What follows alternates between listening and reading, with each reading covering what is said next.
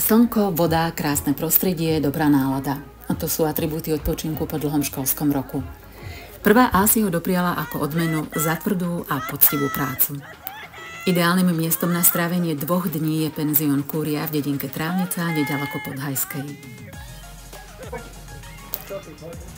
Po príchode na nás čakal obed a hneď na to prišiel čas schladiť sa v bazéne so slanou vodou.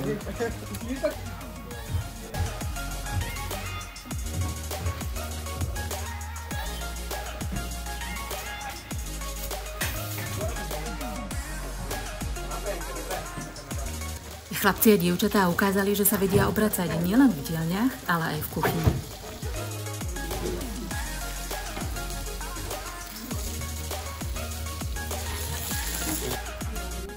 Niekoľko precíznych zárezov. Nič už, sa náka už je všetko. A šup s tým na oheň.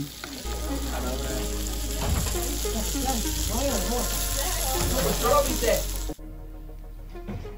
On príde. Na konte. Ja mám opísal.